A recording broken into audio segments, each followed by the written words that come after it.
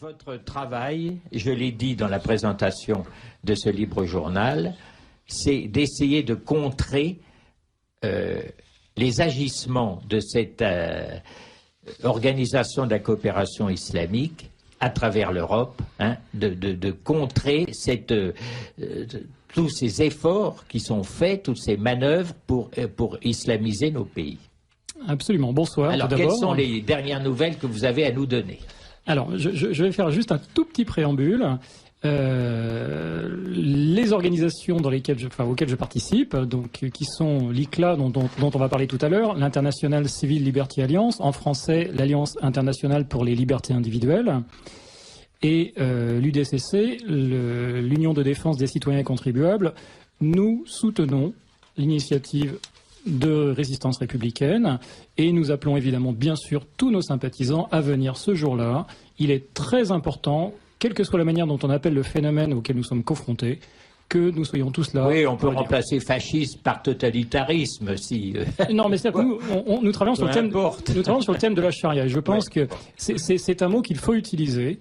Il faut éviter de remplacer les mots les uns par les autres. Le problème auquel nous sommes confrontés en ce moment, en France, mais pas seulement en France, dans le monde entier, et dans l'Europe en particulier, mais dans le monde entier quand même, ce sont des tentatives d'implémentation de la charia dans nos sociétés.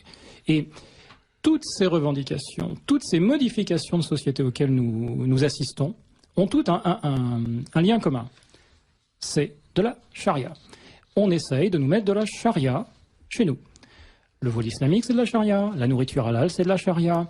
Les prières, les 5 prières par jour, c'est de la charia. Les règles de fonctionnement de la religion musulmane, religion politique, faut bien citer les choses. Mais de notre côté, c'est aussi une religion. Les gens qui disent c'est uniquement une idéologie, non, bien sûr que non. C'est une religion politique, un objet, je dirais, nouveau dans l'espace mental européen. Et d'ailleurs, c'est ça notre problème. Tout est mêlé dans le Coran. Il y a le spirituel, il y a le civil, il y a le pénal, il y a le culturel. Absolument. C'est un système global, totalisant, effectivement, totalitaire. Mais c'est aussi une religion. Et c'est pour ça que les fascistes n'étaient pas des religieux. Là, nous avons en face de nous des propagateurs de la charia qui sont des religieux, mais ce sont en même temps des activistes politiques extrêmement nocifs, puisque la partie politique de l'islam est incompatible avec la démocratie. Parce que si l'islam n'était qu'une foi religieuse, peu importe, ça ne gêne personne. Mais si, attendez, les Aztèques arrachaient le cœur de leurs victimes pour des raisons religieuses. Oui. Toutes les religions ne sont pas acceptables. Il faut examiner. Il faut examiner les objets. Et là, nous avons devant nous un objet qui est un objet dangereux, incompatible avec notre civilisation, incompatible avec nos usages politiques, etc., etc. Il convient de le voir et de le constater. Même nos mœurs.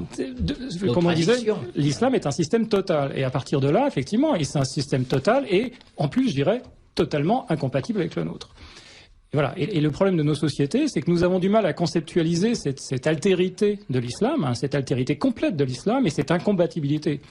Et nos réactions ont du mal à considérer que l'islam est autre chose qu'une religion, puisque nous faisons comme idée de la religion quelque chose de spirituel, d'individuel, qui globalement ne comprend pas des mauvaises choses. Et du domaine de la sphère privée, en plus.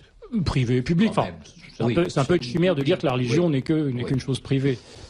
Elle a des conséquences sur la société. Mais le fait est que nous avions jusqu'à présent la conception en tant que conception du terme religion, le terme d'un objet qui n'est pas nocif, qui n'est pas dangereux, qui n'est pas en rapport avec la violence, qui n'est, en gros, aimez-vous les uns les autres, on imaginait que c'était une valeur universelle pour toutes les religions. C'est une erreur. C'est une erreur, ça ne marche pas dans l'islam. Voilà, ça ne marche pas dans l'islam. Et le problème de nos sociétés, c'est que nous avons du mal à imaginer un système complètement nouveau, différent, antagoniste et fondamentalement dangereux. C'est ça notre problème. On a du mal à conceptualiser cette chose-là. Quand on demande aux gens ce qu'est l'islam, je dis une religion comme les autres. Non, ce n'est pas une religion comme les autres. Et les gens qui commencent à comprendre, comme disait Christine, et très justement, l'islam, on commence à le voir partout, et là, les gens commencent à se poser des questions. Mais le fait de se poser des questions, les gens arrivent vers tout d'un coup la prise de conscience de quelque chose de tellement énorme que ça leur fait peur. Et là, on est face à un déni de réalité. L'époque dans laquelle nous vivons est une époque de déni de réalité. La société européenne fait un déni de réalité. Alors déni de réalité qui est confronté, je dirais à chaque fois, comme disait Lénine, les faits sont têtus. Les faits sont têtus. Mais les sociétés, jusqu'à présent, refusent de regarder la réalité en face, de regarder la nature de l'islam telle qu'il est. Notez bien, il y a aussi le fait que de plus en plus de gens se sentent mal à l'aise, se disent, on n'est plus chez nous, avoir tant de femmes voilées, parce qu'il y a une multiplication des femmes voilées dans les rues, dans certains quartiers, et ça donne aux Français quand même un sentiment de dire, mais finalement, où sommes-nous? Nous ne sommes plus en France. Ça c'est un fait. Voilà, Alain Wagner, ça aussi, ça en fait partie. À propos du Qatar, vous avez des informations intéressantes à nous donner justement sur le rôle du Qatar dans les banlieues, parce qu'on sait qu'il déverse beaucoup d'argent. Ça n'est pas, si j'ose dire, gratuit, et en tout cas pas par charité chrétienne. Non, rien n'est gratuit. Rien n'est gratuit. Alors le Qatar, il faut bien faire la part des choses. Le Qatar est très conscient que ses réserves de gaz ne sont pas éternelles et cherche de manière effective à diversifier ses investissements, donc à investir dans l'Europe. Bon, ça c'est, je dirais, quelque part légitime. Ceci dit, l'argent qui vient des mains islamiques est attaché à quelque chose. Est attaché à quelque chose, et avec l'argent vient l'influence. Et l'influence du Qatar aujourd'hui est effectivement déterminante. Le Qatar, c'est l'organisme, c'est le pays qui finance les frères musulmans. C'est un des argentiers de l'OCI. C'est un petit État, mais qui vise à avoir un rôle diplomatique un rôle politique international extrêmement important. L'argent facilite bien les choses. Le Qatar est derrière, comme je disais, les frères musulmans, qui sont une organisation extrêmement nocive, qui œuvre en France. On en parlera peut-être tout à l'heure. Les frères musulmans qui assassinent des Coptes en Égypte, qui renversent des gouvernements et qui instaurent la charia un petit peu partout, notamment en ce qui concerne dans le Maghreb. Les frères musulmans, ont pris le pouvoir en Égypte. Les frères musulmans ont déjà pris le pouvoir en Palestine et en Tunisie. Et on voit que la dégradation des droits de l'homme est absolument sidérante de rapidité, malgré toutes les déclarations que les responsables des droits de l'homme, des frères musulmans, ont fait avant. On avait des gens comme Al-Qaradawi en Égypte qui nous disaient « Non, nous ne voulons pas le pouvoir ». Bon, ils l'ont pris. « Non, nous ne présenterons pas un candidat aux élections présidentielles ». Ils l'ont fait. « Non, nous n'installerons pas la charia ». Ils l'ont fait aussi. Donc on peut être à peu près sûr que quand un frère musulman vous dit quelque chose, l'inverse va arriver. Ah, c'est pas gai, hein. Et puis, il faut quand même pas oublier que chez nous, dans notre beau pays de France, il y a eu des manifestations salafistes au moment de l'histoire du fameux film devant l'ambassade américaine. Il y a quand même des salafistes qui ont manifesté. C'est quand même les salafistes sont les troupes de choc. Ce sont les troupes de choc. Ce sont les gens qui font un coup de poing, qui agressent, qui insultent et qui font peur. Mais c'est un petit peu la technique du bon flic et du méchant flic. Il y a les gentils qui vous disent « mais rassurez-vous, ça va pas faire mal ». Et il y a ceux qui vous tapent dessus. Mais ils sont dans le même camp. Ils ont le même Coran, ils ont la même religion. Alors on nous parle d'interprétations différentes. Oui, bien sûr, évidemment. Mais jamais parmi ceux qui interprètent le Coran de manière sympathique, comme par exemple Boubacar, notre ami Boubacar de la mosquée de Paris, le bon apôtre, si j'ose dire, grand musulman modéré devant l'Éternel, s'il en est. Donc c'est le musulman modéré de service qui à chaque fois sort, et à chaque fois que on tue des gens, on assassine au nom de l'islam, il nous explique que non, ça n'a bien sûr rien à voir avec l'islam. Et ce type de comportement, pour en revenir aux activités, je dirais, internationales, est présent de manière internationale.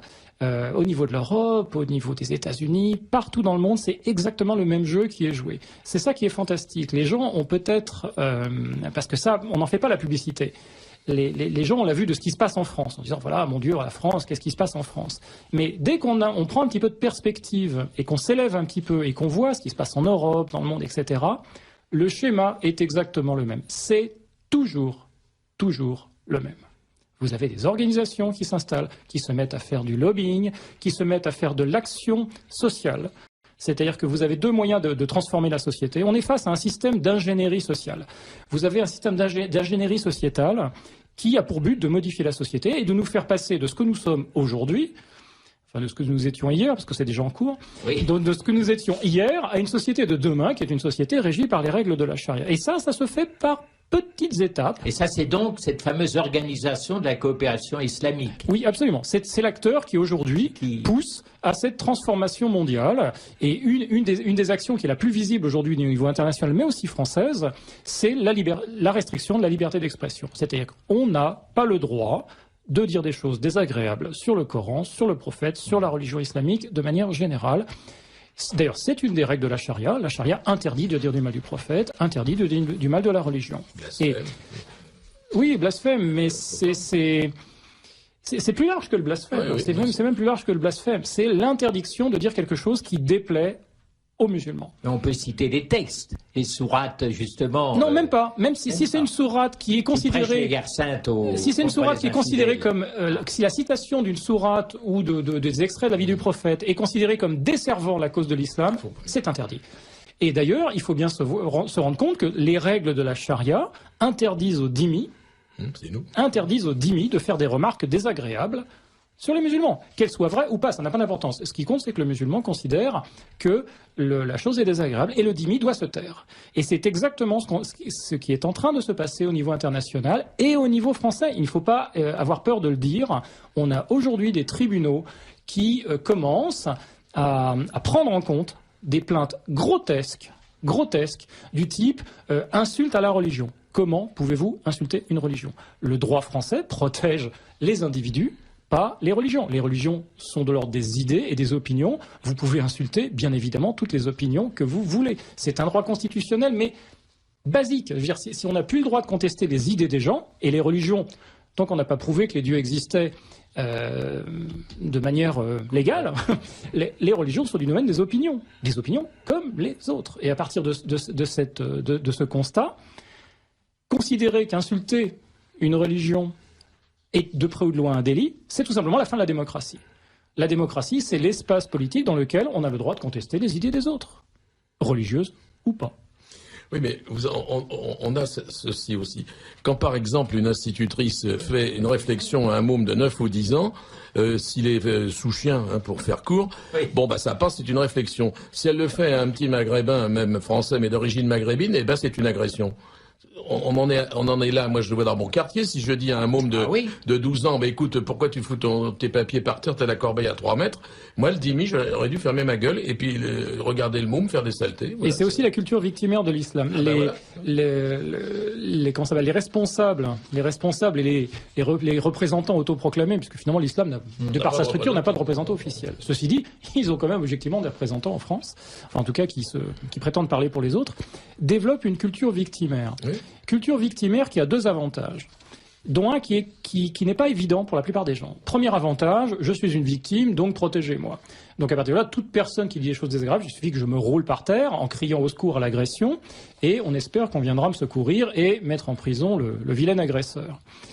Ça, c'est une chose. C'est-à-dire que ça vise à dire... ne me dites rien, ne me contrariez pas, ne m'empêchez pas de faire ce que je veux, sinon je suis une victime, je vais me rouler par terre et pleurer très fort. Mais deuxième chose, et beaucoup plus pernicieux, il faut bien savoir une chose, c'est que dans les règles de la charia, il y a deux catégories de djihad.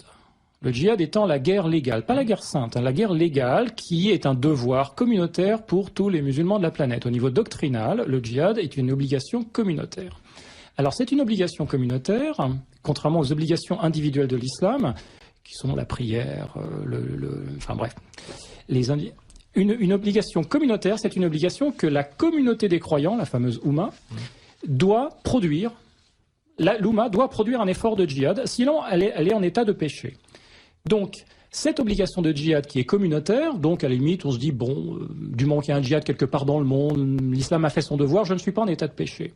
Mais, à partir du moment où l'Oumma est attaquée, le djihad devient obligatoire de manière individuelle. Et donc, la culture victimaire permet de préparer le terrain du djihad. Vous mettez les gens dans la position d'être « je suis attaqué puisque tout le monde me hait », on hait tous les musulmans, cette société hait les musulmans, nous sommes haïs, nous sommes attaqués. Il est donc logique de nous défendre. Et les organisations musulmanes et les individus, certains individus musulmans, n'hésitent pas à le dire. Nous ne sommes pas des chrétiens, nous ne tendons pas l'autre joue. Quand on nous attaque, nous nous défendons.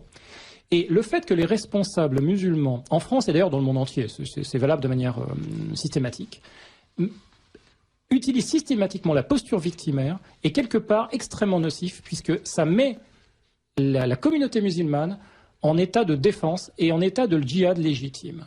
Et donc, le recours à l'agression est plus facile, puisque c'est un devoir religieux de se défendre quand on est attaqué. Et une chose qui est tout de même redoutable dans le Coran, c'est cette notion de taqiyya, c'est-à-dire qu'un musulman a le droit de mentir, a le droit de ruser, a le droit, etc., de tromper un non-musulman. Que ça n'est pas, si j'ose dire, un péché. Alors, c'est moins dans le Coran, qu'à vrai dire, que dans la vie du prophète et dans les règles de la charia. Et aussi dans les hadiths. Et oui, c'est le prophète qui disait la guerre est tromperie. Oui. La guerre est tromperie qui disait, quand je fais un serment et que je trouve quelque chose de mieux à faire, hop, je renie mon engagement et je fais autre chose.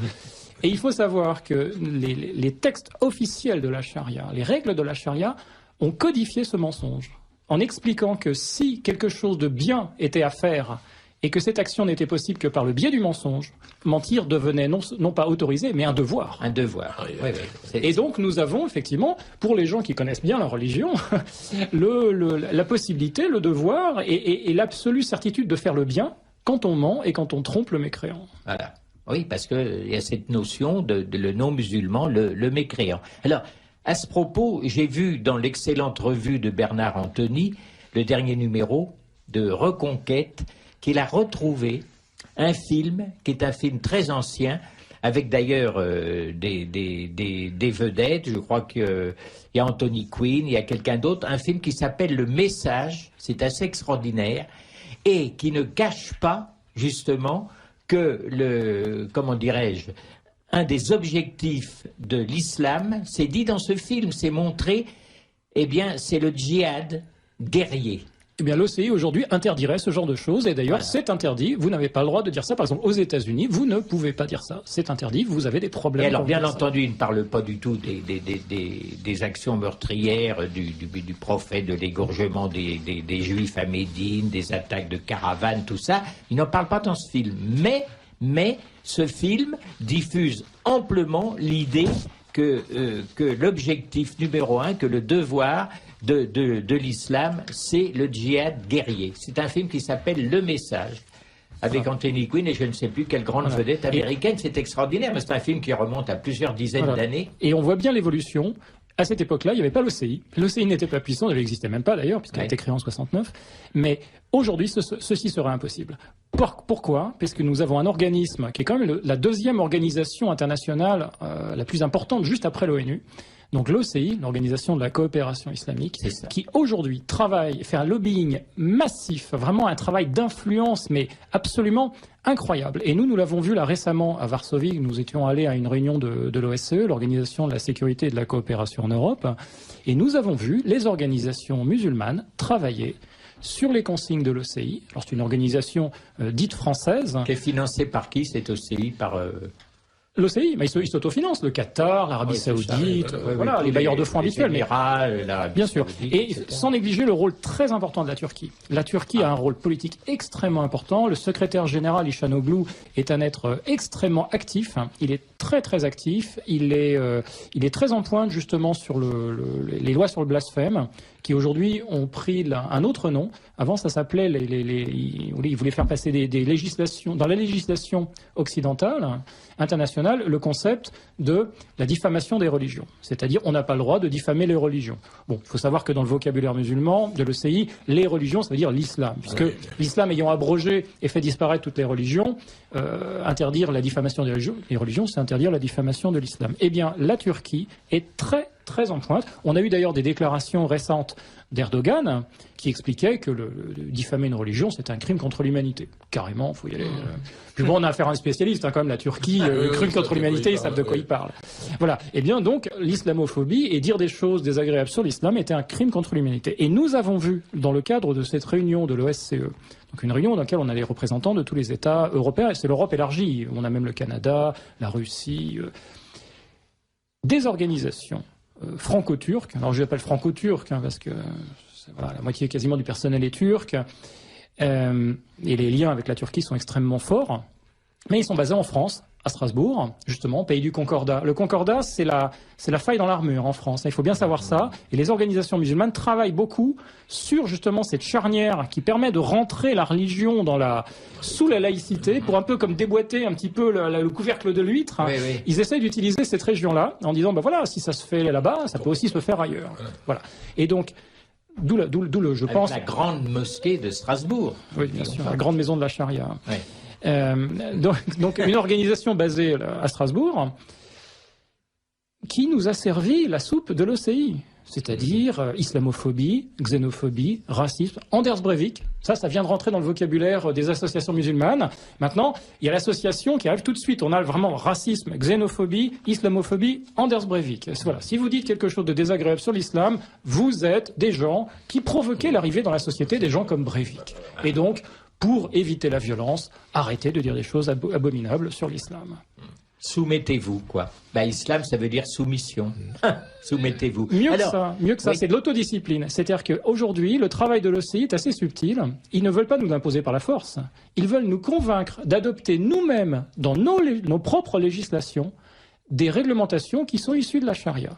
Et c'est le travail de l'OCI, international de l'OCI, c'est le travail qui est à l'heure actuelle fait dans le cadre du processus d'Istanbul, qui est un avatar, un réemballage du concept de diffamation des religions.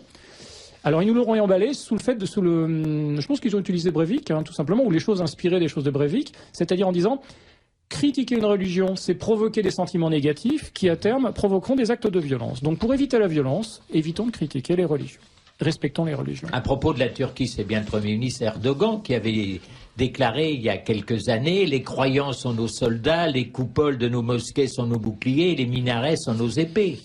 Oui, voilà. C'est-à-dire qu'il citait un poète, mais oui, il a repris cette déclaration. Alain Wagner, un auditeur ou une auditrice a soulevé ce problème, effectivement gravissime, d'une certaine, c'est plus que d'indulgence, c'est quelquefois de la complicité de quelques-uns et même d'un certain nombre, disons, de nos prélats vis-à-vis de l'islam, parce que ça fait énormément aussi de mal. Quel est votre sentiment ?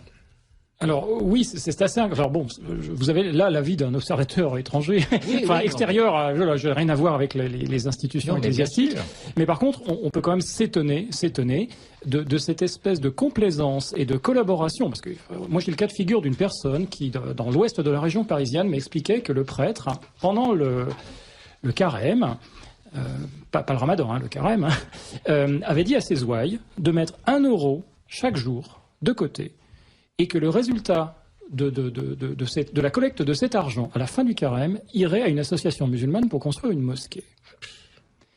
Non. Comment une telle chose est-elle possible ? Ce qui me sidère, c'est la position de l'Église officielle, puisque manifestement ça vient de la hiérarchie, puisque les gens à la base se rendent quand même compte qu'il y a un problème. Et quand ils essaient de faire remonter ces informations, quand ils essaient d'en discuter dans leur groupe, on a une espèce de refus de la hiérarchie catholique de dire, là encore une fois, de dire des choses désagréables sur l'islam, en tout cas d'aborder les sujets qui fâchent, parce que très souvent, ces organisations catholiques sont engagées dans le dialogue interconfessionnel, qui est un piège. Ce dialogue interconfessionnel n'a qu'une seule utilité, c'est donner de la respectabilité à des organisations musulmanes qui n'ont, elles, par contre, comme seul objectif de mettre en place la charia dans nos sociétés. Il faut sortir de toutes les organisations de dialogue interconfessionnel. Rendez-vous bien compte d'une chose, il n'y a pas de dialogue possible avec des gens qui considèrent que votre religion n'existe pas.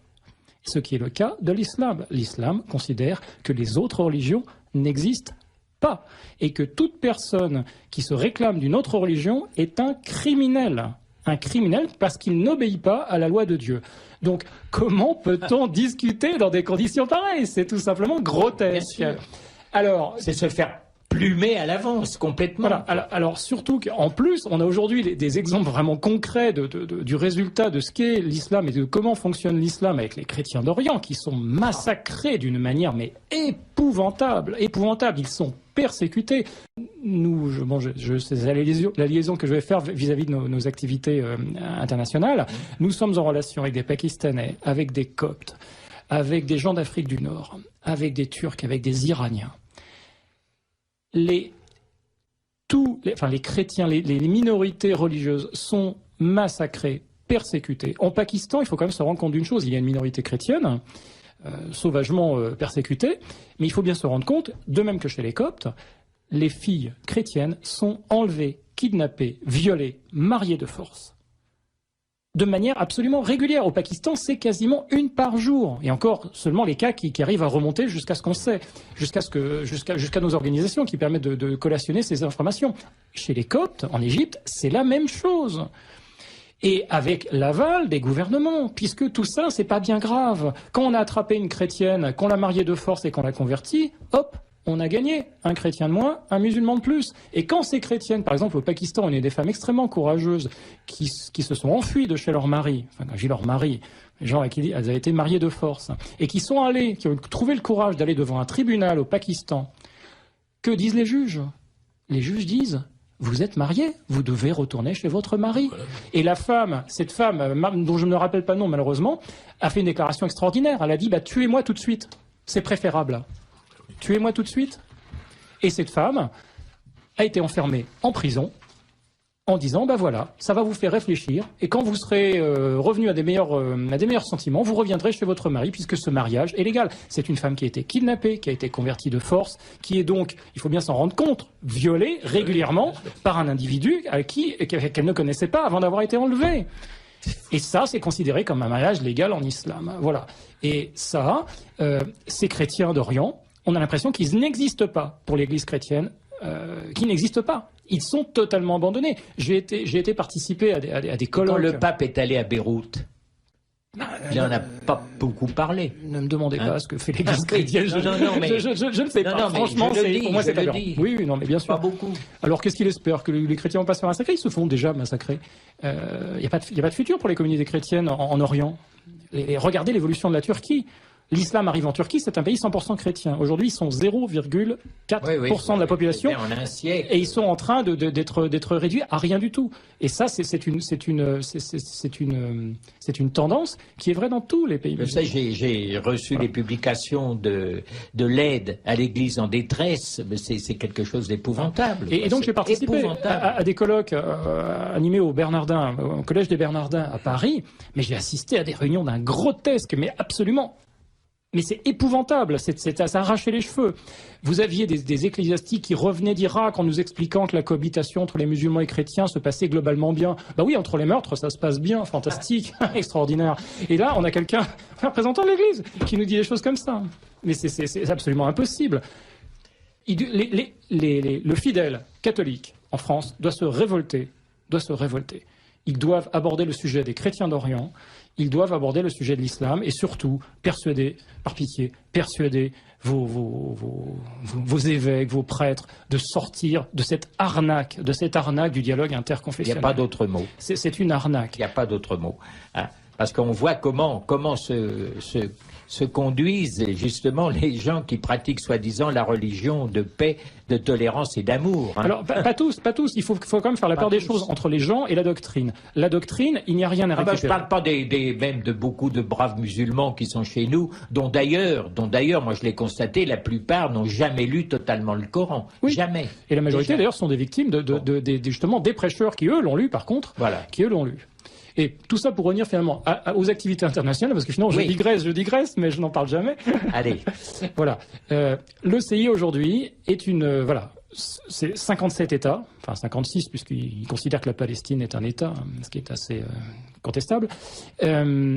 L'OCI, plus des centaines d'organisations satellites, travaillent à plein temps pour justement nous faire taire, faire disparaître la liberté d'expression en ce qui concerne l'islam et imposer peu à peu une espèce d'ordre musulman dans nos pays. Et aujourd'hui, qui avons-nous au niveau international qui résiste à cette espèce d'ingénierie, à cette espèce de pression systématique politique, mais massive, vraiment massive? On a des gens qui sont des permanents et qui travaillent de manière permanente, qui sont intégrés au Conseil de l'Europe. Ils sont au Conseil de l'Europe, ils sont à l'OSCE, ils sont aux Nations Unies. Tous ces gens-là travaillent, produisent des documents, créent des motions, font des réunions.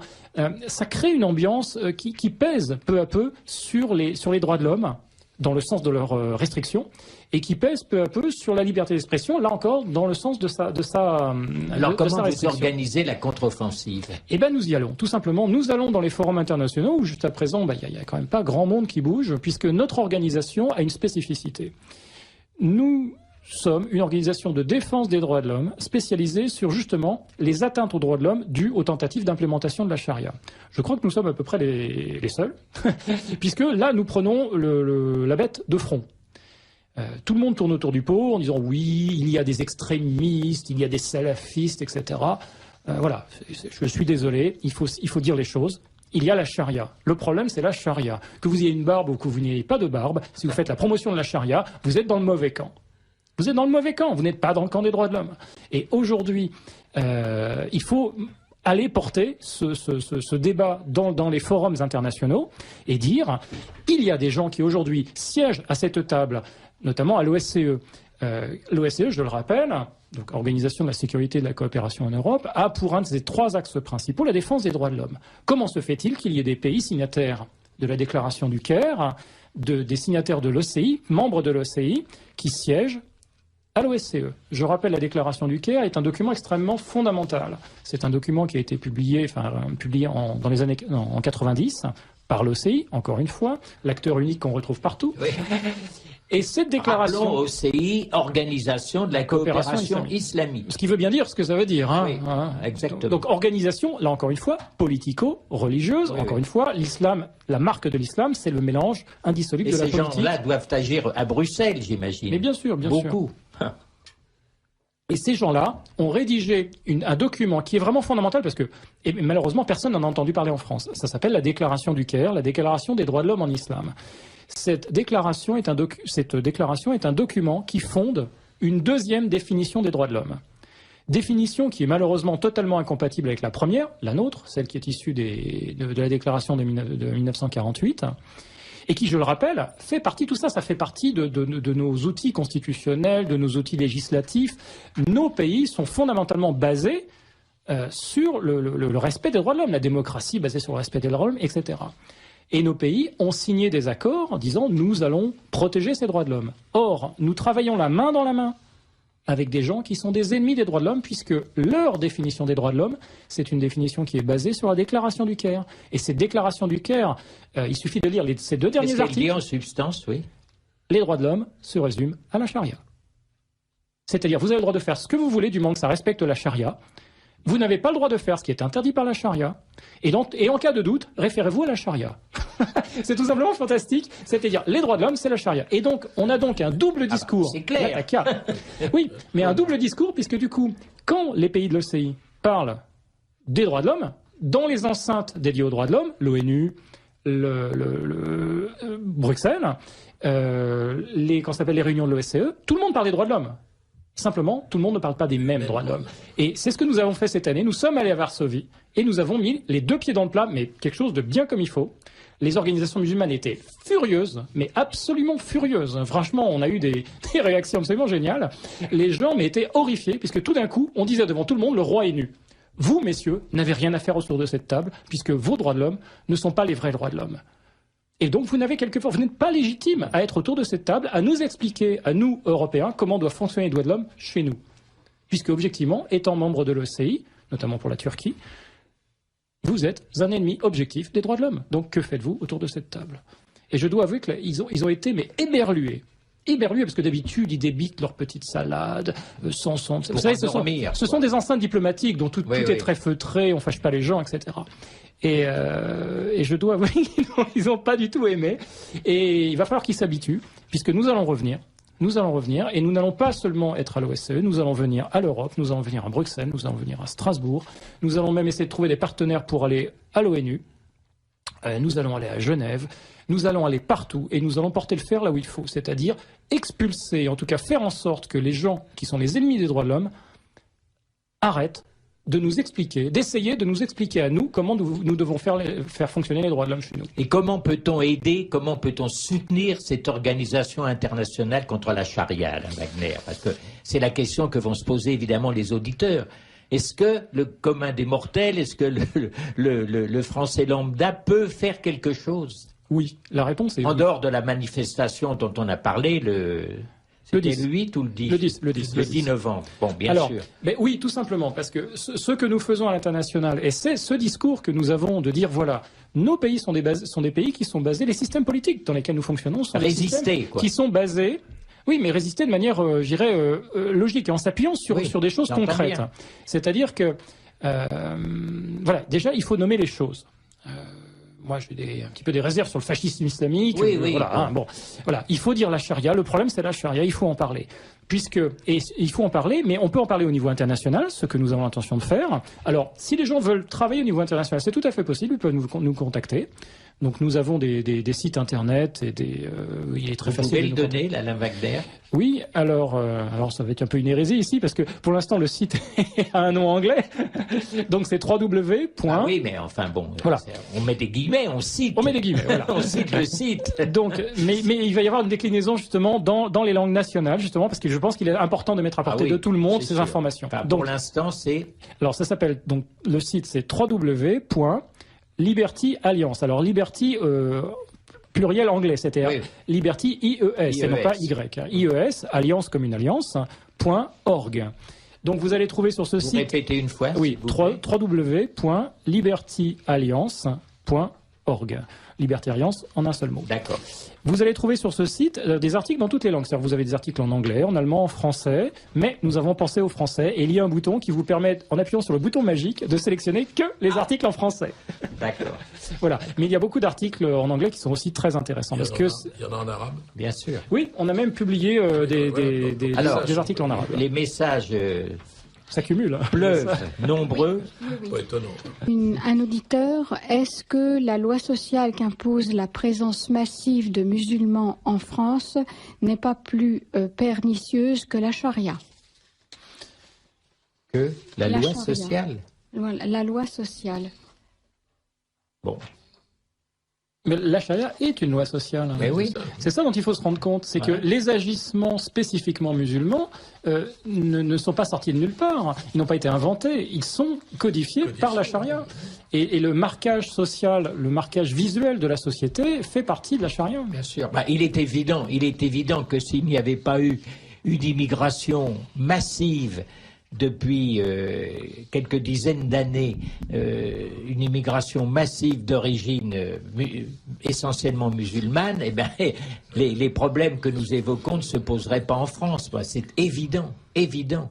Et on n'a pas arrêté de dire à ce micro qu'il était simple, relativement simple d'arrêter l'immigration, c'était de couper ce que Le Pen appelait les pompes aspirantes. Vous supprimez tous les droits accordés aux étrangers et c'est fini, personne ne viendra en France. Ceci dit, maintenant, le problème n'est plus le cas. Enfin, il faut bien séparer le problème de l'immigration et le problème de l'islam et de la charia. Aujourd'hui, vous arrêtez, demain matin, vous arrêtez entièrement l'immigration. C'est quand même des mosquées qui tournent en France. Des mosquées qui sont des usines à charia, qui sont des maisons de la charia, qui n'ont, il faut bien s'en rendre compte, qu'une seule fonction, c'est répandre la charia autour de l'endroit où elles sont implantées. Parce qu'il y a déjà une très très forte implantation. Voilà, bien sûr. C'est bien tard. Je dis pas c'est trop tard, parce que ne perdons pas l'espérance. Sans quoi nous sommes foutus. Mais c'est bien tard. Alors, un auditeur, que penser de cette réponse d'un prêtre de l'évêché de Bourges au sujet de la vente de la chapelle Saint-Éloi de Vierzon? Pour ma part, répond le prêtre, il me semble que si ce bâtiment pouvait permettre à des musulmans modérés de pouvoir célébrer dignement leur foi, dans le respect de la laïcité française et dans des relations courtoises avec la communauté catholique, alors cette vente favoriserait la paix civile et le vivre ensemble. À l'inverse, je regretterais que cette église puisse être achetée par une communauté ou un groupe aux idées radicales, de quelque religion qu'il puisse être. Alors j'ai évoqué tout à l'heure l'excellent article de l'ambassadeur Christian Lambert dans les 4 vérités du 12 octobre. Je rappelle ce numéro, j'invite nos auditeurs à se le procurer et à le lire. Je les invite d'ailleurs à s'abonner et à lire les 4 vérités, qui est un excellent petit journal, petit par le format, mais très riche. Et l'ambassadeur Lambert, donc j'ai évoqué cet article qui s'intitulait « L'islam fait la guerre au monde occidental » et il écrit à la fin de cet article, 40 000, je cite, j'ouvre les guillemets, 40 millions de musulmans se trouvent désormais en Europe. Tous, assurément, ne sont pas terroristes. Mais si 0,1% le sont, cela fait 40 000. Avec combien de kamikazes, disons plutôt, parce que moi j'aime pas beaucoup qu'on emploie le mot kamikaze, pour le genre d'attentat que pratiquent ces gens-là. Je dirais plutôt djihadistes. Mais enfin, c'est vrai. Donc il faut réfléchir, parce que des Mohamed Merah et des comme ceux qu'on a arrêtés récemment, il y en a certainement beaucoup. Alors, et tous ceux qui ne bougent pas et qui s'en défendent sont quand même de toute façon sympathisants, même s'ils ne participent à rien. Au fond d'eux-mêmes, ils sont très contents. Lambert, on attend que les musulmans modérés, eux-mêmes... Ils ne le font jamais. Mais ils ne le font jamais. Ils ne manifestent même pas, d'ailleurs, quand il y a des attentats meurtriers, épouvantables. Je pense qu'il est très important de faire attention au vocabulaire. Musulman modéré n'a pas de sens. Non, mais je cite, parce que c'est le terme qu'on utilise. J'entends bien. Moi, je dirais musulman incomplet. Non pieux. Non pieux, incomplet. C'est-à-dire pratiquant de manière incomplète leur foi, sachant que la foi contient le djihad. Voilà. Donc, pour revenir à la question de l'auditeur qui nous expliquait que peut-on faire, eh bien, dans un premier temps, je vous invite à nous contacter, parce que vous pouvez intervenir de manière internationale, mais on peut aussi intervenir de manière locale, puisque l'action internationale de l'ICLA a été marquée dans sa réunion, je dirais, de création. Au Parlement, nous sommes allés au Parlement européen de Bruxelles. On a fait un coup assez amusant, c'est-à-dire que nous avons fait notre acte de création vraiment dans la gueule du dragon. Dans la gueule du dragon, au Parlement européen de Bruxelles, le 9 juillet. Donc on peut trouver sur notre site l'intégralité des interventions. C'est une réunion qui a duré toute une journée, qui a été vraiment une réunion de conférence avec des orateurs extrêmement intéressants. On a entendu parler de M. Delval qui a fait une communication extrêmement intéressante que je recommande à tout le monde, qui est à l'origine en anglais mais qui a été traduite et sous-titrée. Donc elle est c'est un garçon remarquable. Je l'avais reçu à ce micro quand il avait publié il y a quelques années une très bonne analyse. Islam et États-Unis, Islam et islamisme, une alliance contre l'Europe. Complètement. Donc une analyse très intéressante qui justement explique le travail de l'OCI, explique la nature du processus d'Istanbul auquel nous sommes confrontés aujourd'hui et le rôle nocif de l'OCI. Mais aussi une intervention extrêmement intéressante aussi du professeur Jensen qui nous explique entre autres que très probablement Mahomet n'a pas existé. Voilà, ce qui est assez amusant puisque quelque part tous ces gens qui nous disent arrêtez de blasphémer le prophète, le problème c'est qu'il faudrait peut-être qu'ils nous prouvent que le prophète existe avant qu'ils nous reprochent de l'insulter. Et je pense que ça sera intéressant parce que je pense que personne aujourd'hui n'est capable d'amener la preuve que Mahomet a réellement existé.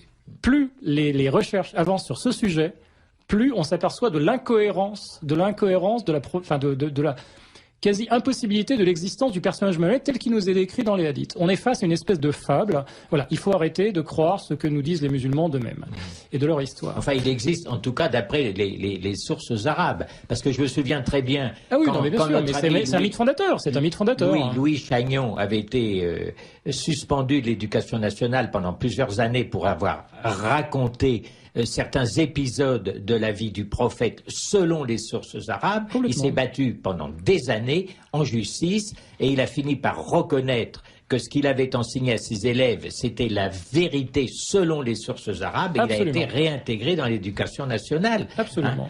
Vérité l'histoire de l'égorgement des tribus juives à Mehdi, l'histoire des razzias sur les caravanes, etc. Oui, bien sûr, des viols, des pillages, des assassinats. Et c'est ça qui est d'ailleurs d'autant plus scandaleusement scandaleux au niveau moral, c'est que non seulement ce prophète n'a probablement pas existé, mais on a donc des gens qui décident de suivre les enseignements épouvantable d'un individu qui n'a pas existé. Oui. C'est donc vraiment on a choisi vraiment on se force quoi. Mais bon, c'est le problème de l'endoctrinement musulman, c'est un problème assez vaste sur lequel il faudra revenir mais qui est un problème lié à l'existence des mosquées. On y reviendra et vous reviendrez nous parler de complètement. Il est très important de faire extrêmement attention à ce qui se passe au niveau des mosquées. On ne peut pas laisser construire des mosquées partout en France. L'heure tourne, Michel, il y a encore des messages? Oui. Un auditeur, pourriez-vous parler du rôle capital que jouent les Américains? Ils sont derrière Bruxelles. On peut dire peut-être un mot de la position d'Obama, notamment, là, sur ce sujet. L'équipe Obama a aujourd'hui effectué une alliance objective avec les frères musulmans. Je dis, ils ne sont pas les seuls. Non. Vous avez, pendant les vacances, le 23 juillet, si je ne me dis pas de bêtises, je crois que c'est le 23 juillet, nous avons quand même Monsieur Fabius au sein du Quai d'Orsay qui a donné un iftar avec tous les ambassadeurs de l'OCI, et nous a fait des déclarations mais absolument sidérantes expliquant qu'il fallait développer les liens d'amitié entre la France et l'OCI, etc. Et nous en avons profité, nous, France, enfin lui au nom de la France, pour nommer un ambassadeur auprès de l'OCI. OCI qui, je rappelle, l'ennemi absolu des droits de l'homme. Nous avons la France, qui est le pays en théorie des droits de l'homme, qui par son représentant officiel nous explique que la France va développer des liens d'amitié avec les ennemis des droits de l'homme. Comment a-t-on pu en arriver là, à descendre si bas? Il nous reste moins de 5 minutes. Alors là, j'ai un message d'un auditeur. Quand un patron d'émission fera-t-il venir les identitaires sur Radio Courtoisie? Écoutez, cher auditeur, je suis désolé, mais j'ai invité, en ce qui me concerne, 2 fois des identitaires à mon libre journal de la Résistance française. Au moment des élections. Voilà, au moment des élections. Absolument. Michel, un autre message? C'est pas une fatwa qui vient de tomber, là?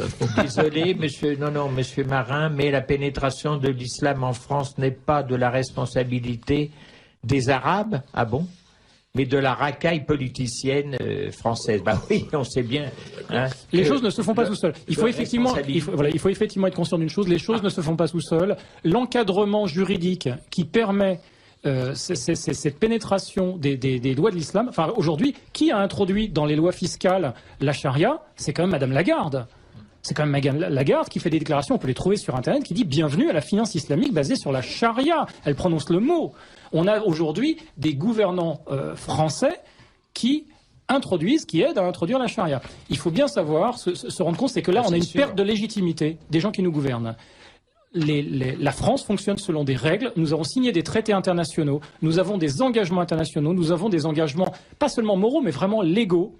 Et aujourd'hui, quand M. Fabius, par exemple, explique qu'il faut respecter l'islam, qu'il faut respecter la religion islamique, qu'il faut développer des liens d'amitié avec l'OCI, ce monsieur se met dans l'illégalité. Il ne représente pas la France, il ne peut pas parler au nom de la France. Il y a des choses impossibles. Et notre travail, avec l'ICLA, c'est d'essayer justement d'aller voir les politiques, leur dire arrêtez de faire des choses illégales qui ne vous sont pas permises. Vous excédez vos capacités, vos pouvoirs. Vous n'avez pas été élu pour faire ça. Vous n'avez pas ce pouvoir. Vous êtes dans l'abus de pouvoir. Je voudrais dire que la première banque qui s'est occupée de ça, c'est la Société Générale, qui avait même changé son logo. La BNP aussi. La BNP a été récompensée par l'OCI, justement. Et vous savez qui est à la tête des Sharia Boards? Les Sharia Boards, ce sont les instances religieuses au cœur des banques qui déterminent si les produits sont suivent la Sharia ou pas. Soit halal ou pas. Al-Qaradawi. Al-Qaradawi, c'est Al-Qaradawi qui fait partie du Sharia Board duquel dépendent tous les bureaux de la Sharia et avec qui, donc, indirectement, travaille la BNP et tous les produits et tous les gens qui distribuent des produits de la finance islamique. J'ai un message là, qui n'est pas très clair d'une auditrice. Une déclaration de juillet 2012 du Parlement européen devait prendre des mesures contre l'islamisation de nos pays. Notre aveuglement allait enfin se terminer, mais j'ai entendu qu'une délégation de 18 pays européens qui comptait se rendre en Iran une semaine... Ah non, ça c'est pas nous. Non, ça c'est une boutade de Tommy Robinson. Tommy Robinson qui disait on va attirer l'attention des gens sur le sort des Coptes, hein, puisque nous avions des Coptes qui étaient là, qui nous montraient le problème des Coptes. Et Tommy Robinson, qui est un Anglais, le chef de l'EDL, nous a dit on va attirer l'attention des gens et des médias sur les Coptes. On va y aller. Il nous reste 1 minute et demie. Cher Jean-Paul. Je disais à notre ami, j'espère qu'il ne va pas faire l'objet d'une fatwa après une telle émission. Mais ils peuvent envoyer leur fatwa, il n'y a pas de problème, on est contactable par Internet. Nos fatwas sont nos médailles. Plus on aura de fatwas, ça veut dire que plus on aura fait un travail efficace. Donc messieurs, n'hésitez pas, envoyez-nous des fatwas, c'est avec reconnaissance que nous les recevrons. En tout cas, merci au nom de tous les auditeurs de Radio Courtoisie, on peut le dire, hein, au nom de tous les Français, pour le combat que vous menez. Et vous avez donné tout à l'heure vos coordonnées. Eh bien, j'espère que beaucoup d'auditeurs regarderont votre site et vous soutiendront. Et viendront nous rejoindre, parce qu'il y a des actions à faire ici, aujourd'hui. Il est possible pour des citoyens d'agir, ici. Eh bien voilà, au moins une parole d'espoir. Merci beaucoup Alain Wagner pour toutes les informations, toutes les précisions que vous nous avez données. J'espère que vos déclarations auront aidé à ouvrir les yeux, surtout de ceux qui ne veulent pas voir.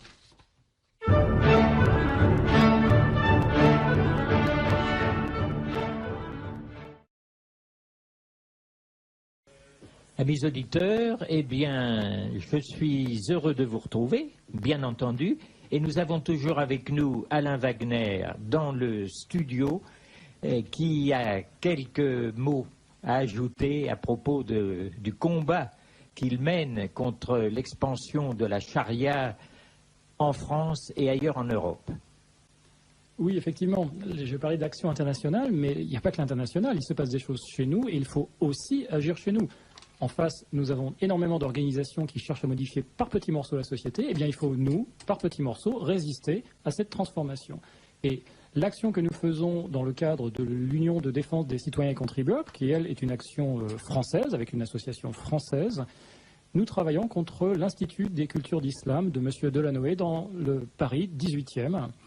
M. Delanoë, les gens ne le savent pas encore assez, est en train de construire 2 mosquées, 2 centres islamiques, qu'il va donner à des organisations musulmanes, bien sûr, avec l'argent du contribuable. Pour l'instant, la facture est de l'ordre de 30 millions d'euros, mais on sait très bien que ça sera plus cher. Cet institut est, de notre point de vue, et d'ailleurs nous sommes capables de le prouver, et nous allons le prouver devant le tribunal, illégal. Nous allons traîner M. Delanoë et M. Vaillant, qui sont les initiateurs de ce projet, devant le médiateur de la République, puis devant le tribunal administratif. Ce projet est illégal, on ne construit pas des mosquées avec l'argent du contribuable, et c'est une des actions sur lesquelles avec lesquelles il est possible d'agir sur la société aujourd'hui. Les constructions de mosquées doivent être, dans la mesure du possible, soit freinées, soit bloquées. Les mosquées aujourd'hui sont des usines à charia, des usines à transformer la société. Si cela n'est pas fait, nous allons dans une mauvaise direction. Et l'UDCC a pour objectif de devenir une espèce de centrale de résistance. Si vous avez un problème lié à une construction de mosquée à côté de chez vous, contactez-nous et nous allons vous aider. Eh bien, merci Alain Wagner. Vous donnez le... Alors, Union de défense des citoyens et contribuables, vous recherchez ça sur n'importe quel moteur de recherche ou tout simplement vous tapez udcc.fr et vous allez tomber sur nous. Donc n'hésitez pas. Si vous ne nous trouvez vraiment pas, essayez www.libertyalliance.org et le message nous sera transmis. Il y a certains personnels sont dans les 2 associations et donc il est possible de communiquer. Nous ne devons pas laisser construire des mosquées chez nous sans vérifier les contenus qui vont être diffusés à partir de ces établissements.